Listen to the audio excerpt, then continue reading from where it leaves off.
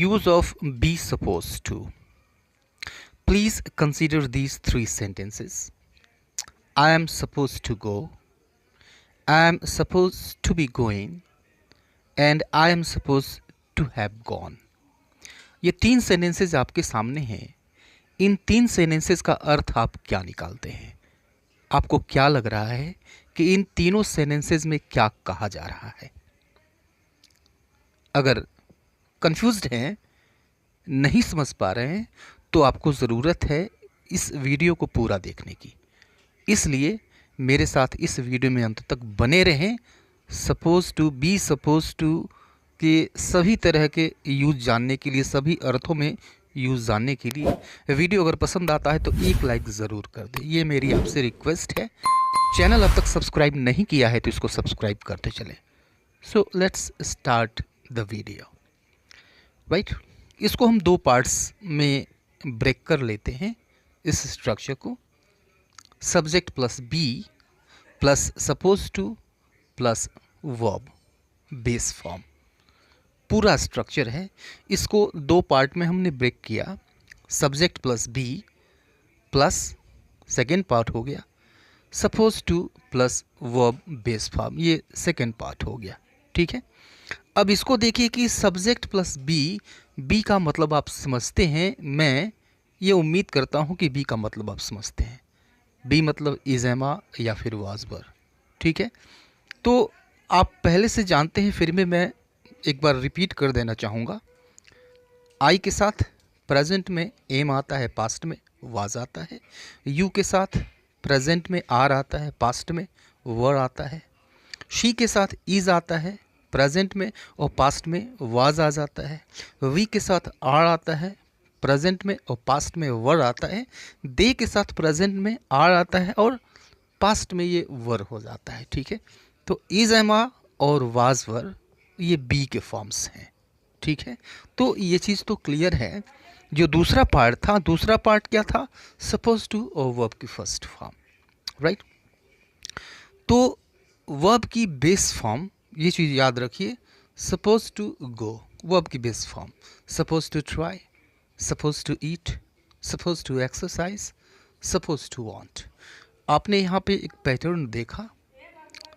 Verb की base form use की गई. ठीक है, गोइंग नहीं यूज़ होगा, ट्राइंग नहीं यूज़ होगा. ओके, यानी हमको सिर्फ बेस फॉर्म यूज़ करना है. No second form, no third form, no ING form. ठीक है, और दूसरी चीज़ यहाँ पे सपोज्ड टू ही आएगा. सपोजिंग नहीं होता है, ये फिक्स्ड है सपोज टू. ठीक है, तो ये चीज़ तो क्लियर हो गई. अब देखिए कि थोड़ा सा हम शुड को समझते हैं. मैं समझता हूँ कि शुड को समझना पहले ज़रूरी है कि शुड का क्या अर्थ होता है, क्योंकि इसका कुछ लेना देना है. इस सपोज टू से इसका कुछ लेना देना है, इसलिए मैं शुड का अर्थ समझाना चाहता हूँ आपको. अब देखिए कि अगर मैं कहूँ आई शुड एक्सरसाइज, ठीक है, मुझे व्यायाम करना चाहिए. We should prepare the report, हमें रिपोर्ट तैयार करना चाहिए. आई शुड वर्क हार्ड, हमें कठोर परिश्रम करना चाहिए. ठीक है, अब थोड़ा सा सोचिए कि ये जो डिसीजंस लिए गए तीनों सेंटेंसेस में, ये डिसीजंस किसके द्वारा लिए गए हैं? क्या ये सब्जेक्ट के डिसीजंस हैं? क्या ये सारी बातें, ये सारे डिसीजंस सब्जेक्ट की मर्जी है? बिल्कुल है, ये डिसीजंस स्पीकर के हैं. ठीक है, नाउ अब देखते हैं, इसको हम सपोज टू से रिप्लेस करके देखते हैं. I am suppose to exercise. ठीक है, and we are suppose to prepare the report और I am suppose to work hard. ठीक है, अब देखिए कि जो सेकंड कंडीशन दिखाई दी आपको बी सपोज टू के साथ, ये बता रहा है कि जो डिसीज़न है वो आपका नहीं है. ठीक है, ये डिसीज़न किसी और का है. कोई और है जो आपसे एक्सपेक्ट करता है. ठीक है, ये ऑब्लिगेशंस हैं जो किसी और ने आप पर थोप रखा है. मीन्स जो प्रेशर है वह एक्सटर्नल है, ठीक है। जो एक्सटर्नल जो चीज़ है जिसके वजह से आप प्रेशर में हैं, ऑब्लिगेशन में हैं, एक्सपेक्टेशन में है, यह सोर्स क्या है? एक्सटर्नल सोर्स है, ठीक है। जैसे I am suppose to exercise, यानी इसका मतलब भी वही हुआ, मुझे एक्सरसाइज करना चाहिए क्योंकि मेरा डॉक्टर ये चाहता है, डॉक्टर ये चाहता है, डॉक्टर की एक्सपेक्टेशन है कि मैं एक्सरसाइज करूं, ठीक है। We are suppose to prepare the report, ठीक है, यानी हमें रिपोर्ट को तैयार करना चाहिए, इसका मतलब ये हुआ, ठीक है। आवर बॉस एक्सपेक्टेड, ठीक है, बॉस को हमसे ये उम्मीद है। जो सोर्स है वो एक्सटर्नल है। I am suppose to work hard, I am suppose to work hard, यानी मुझे कठिन परिश्रम करना चाहिए। माई फादर एक्सपेक्ट्स इट, ठीक है, यह उम्मीद मेरे पिता की है। बी सपोज टू, ये शो करता है ऑब्लिगेशन या फिर एक्सपेक्टेशन फ्रॉम एक्सटर्नल सोर्स, ठीक है। और ये जो एक्सटर्नल सोर्स हैं वो क्या हो सकते हैं? लॉ हो सकता है, रूल्स एंड रेगुलेशंस हो सकते हैं जिसके मुताबिक हमें काम करना चाहिए। ये कोई कंपनी हो सकती है, कोई फर्म हो सकती है जिसमें हम काम करते हैं, वहाँ से एक्सपेक्टेशन आ सकती है, ऑब्लिगेशन आ सकती है। या फिर जिस सोसाइटी में हम रहते हैं, या फिर जो इटिकेट्स हैं, जो मैनर्स हैं, उसके अकॉर्डिंग एक्सपेक्ट हमसे किया जा सकता है, हमारी सोसाइटी हमसे एक्सपेक्ट कर सकती है, ठीक है। तो ये सोर्सेज ऑफ एक्सपेक्टेशन है जहाँ से एक्सपेक्टेशन पैदा होती है, आती है, ठीक है। एग्जाम्पल देखिए, we are suppose to obey the rules of the road, ठीक है। मतलब क्या हुआ इसका कि हमें सड़क के नियमों का पालन करना चाहिए, ठीक है। ये कानून है, यह लॉ है, रूल्स एंड रेगुलेशंस है, ये नियम है और इस नियम का हमें पालन करना चाहिए। तो जो सोर्स ऑफ एक्सपेक्टेशन है बाहरी है, एक्सटर्नल है, ये हमारा अपना डिसीजन नहीं है, ठीक है। All employees are suppose to wear proper dress, ठीक है, यानी सभी कर्मचारियों को ठीक ड्रेस पहनना चाहिए, यूनिफॉर्म पहनना चाहिए, ठीक है, राइट। और ये कहाँ से आया? ये कंपनी के रूल्स एंड रेगुलेशन से आया जिस फर्म में हम काम करते हैं, ठीक है। फर्म एक्सपेक्ट करती है, right. You are suppose to behave well, right, यानी तुम्हें अच्छा व्यवहार करना चाहिए, ये हमसे एक्सपेक्ट किया जाता है। ये एक्सपेक्टेशन हमसे है, कौन करता है? सोसाइटी करती है, जिस सोसाइटी में हम रहते हैं। मैनर्स का ये तकाजा है कि हम अच्छा बिहेव करें। We are suppose to behave well, you are suppose to behave well, ठीक है। तुम्हें चाहिए कि तुम अच्छा व्यवहार करो। अब आप सोच रहे होंगे कि जब ये ऑब्लिगेशन है तो फिर हम यहाँ पे मस्ट का भी यूज़ कर सकते हैं। यूज़ तो कर सकते हैं, लेकिन मस्ट अगर हम यूज़ करते हैं तो इसमें एक फटकार सी आ जाएगी, या काफ़ी ज़्यादा स्ट्रांग हो जाएगा। अगर थोड़े नरम तरीके से कहना चाहते हैं, कम स्ट्रांग करना चाहते हैं, नरम तरीके से कहना चाहते हैं कि ऐसा होना चाहिए, तो फिर आप बी सपोज टू का यूज़ करते हैं।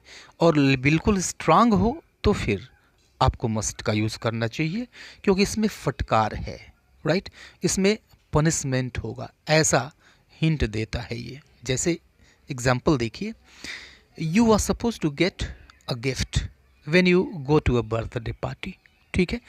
तो यह एक इटिकेट है, एक मैनर है कि जब हम किसी बर्थडे पार्टी में जाएं तो जिसका बर्थडे है उसके लिए उपहार लेकर जाएं, गिफ्ट लेकर जाएं, गिफ्ट लेकर हमें जाना चाहिए, ठीक है। ऐसा एटिकेट है, मैनर है, सोसाइटी एक्सपेक्ट ये करती है, ठीक है। तो यहाँ पर तो एक्सपेक्टेशन हो गया। अब यहाँ पर हम इसको हटा देते हैं और यूज़ करते हैं must. You must get a gift when you go to a birthday party, ठीक है। तो क्या मतलब हुआ इसका कि जब आप बर्थडे पार्टी में जाते हैं तो आपको चाहिए कि आप कोई बर्थडे गिफ्ट ले जाएं, कोई गिफ्ट ले जाएं, उपहार ले जाएं, ठीक है। तो इसका मतलब ये हुआ कि अगर आप नहीं ले जाते हैं तो फिर वहाँ से आपको धक्के देकर भगा दिया जाएगा, ठीक है। मस्ट ऐसा सेंस देता है।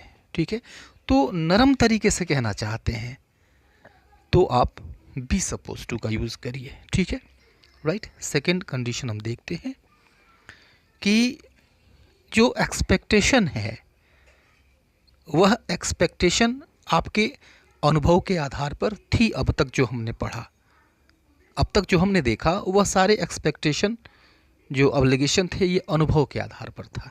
ठीक है, हो सकता है कि आपने एक एक्सपेक्टेशन बना लिया सुन करके कि उसको ऐसा होना चाहिए। आपने कई चीज़ों से, कई तरफ से सुना, कई लोगों से सुना, खुद का अनुभव नहीं है, और उस अनुभव के उस सुनने के आधार पे आपने यह धारणा बना लिया कि हाँ ये ठीक होगा, ये सही होगा। ठीक है, तो उसके लिए भी हम बी सपोज टू का यूज़ करते हैं। जैसे देखिए, doctor Batra is suppose to be the best cardiologist in the city. ठीक है, यानी डॉक्टर बत्रा को इस शहर का सबसे अच्छा कार्डियोलॉजिस्ट माना जाता है। ठीक है, समझा जाता है। ओके, तो डॉक्टर बत्रा से आप मिले नहीं। ठीक है, उनके पास आप कभी गए नहीं, लेकिन बहुत सारे लोगों ने आपको बताया है कि डॉक्टर बत्रा ऐसे हैं, डॉक्टर बत्रा वैसे हैं। तो लोगों से सुनकर आपके मन में यह धारणा बन गई कि हाँ, doctor Batra is the best cardiologist in the city, शहर के सबसे अच्छे कार्डियोलॉजिस्ट हैं। ठीक है, तो सुन करके आपने अवधारणा बना ली। ठीक है, अब देखिए दूसरा एग्जाम्पल कि I haven't seen the movie 1920। 1920 ये मूवी है, संभवतः नाम का कुछ हिस्सा छूट रहा है। एक हॉरर मूवी है, राइट। हॉरर मूवी काफ़ी अच्छी मूवी है। I haven't seen the movie 1920, यानी 1920 मूवी मैंने देखी नहीं है। ठीक है, it is suppose to be one of the scariest movie of its time.